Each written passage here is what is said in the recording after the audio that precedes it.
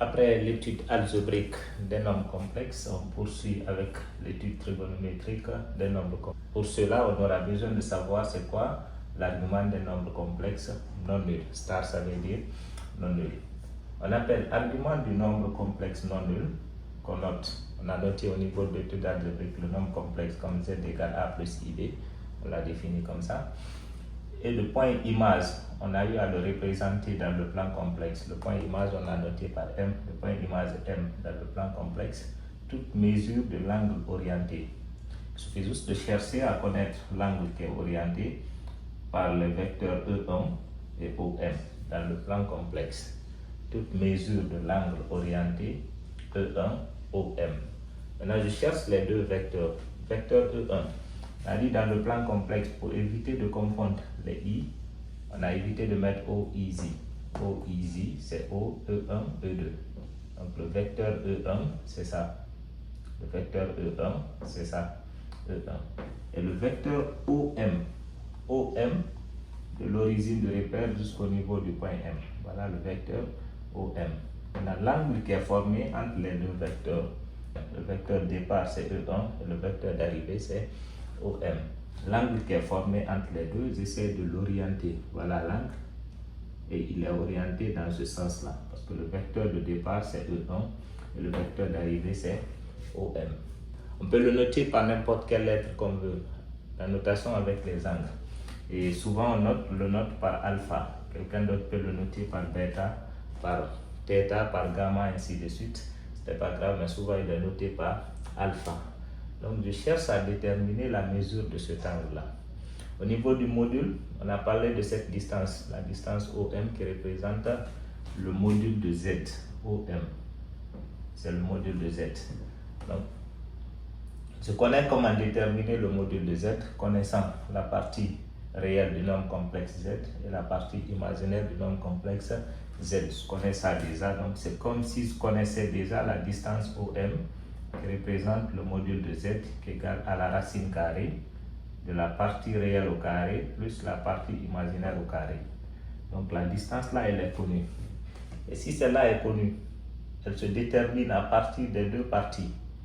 La distance là, je peux la connaître, vu que je connais les deux parties, car elle se détermine à partir des deux parties, la partie réelle et la partie imaginaire.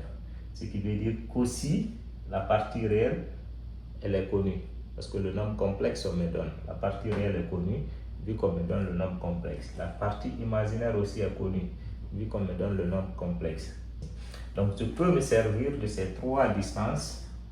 La distance là, qui représente la partie réelle, et cette distance qui représente la partie imaginaire, mais aussi la distance OM pour déterminer l'angle.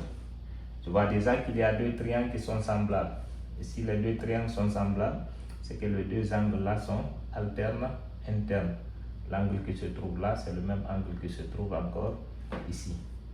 Donc je peux me servir soit de ce triangle ou de ce triangle pour pouvoir déterminer l'angle alpha.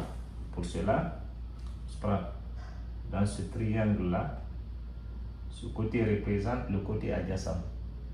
Le côté parce qu'il participe à la formation de l'angle, c'est le côté adjacent. En touchant l'angle, on touche aussi le côté, ce qu'on appelle le côté adjacent. Et si je connais le côté adjacent, je connais aussi l'hypoténuse qui est le côté le plus long, je me sers du cosinus de l'angle, cosinus d'alpha, qui est égal. Le côté adjacent, c'est de l'origine jusqu'à A. De l'origine jusqu'à A. Étant donné que A c'est une valeur réelle, donc je ne lis pas ici O, mais plutôt 0. Parce que A c'est un réel. Ce n'est pas un point. Si c'était un point, j'allais dire OA. OA, mais ce n'est pas un point, c'est une valeur. Je dis de 0 à A, ça me représente A. La distance là égale à A, qui est la partie réelle du nombre complexe.